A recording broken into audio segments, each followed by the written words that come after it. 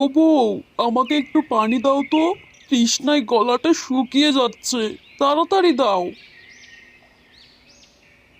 এই নাও পানি। আহ, পানিটা খেয়ে মনে হচ্ছে প্রাণটা ফিরে পেলাম।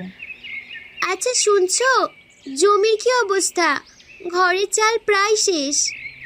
কি বলবো, এবার ধানের অবস্থা ভালো না। কি? তুমি কি বলছো? ধান না হলে তো আমরা শেষ। কি করব বলো, কপালে যা লেখা আছে তাই তো হবে। আচ্ছা, আমার বর্ণামা কোথায়?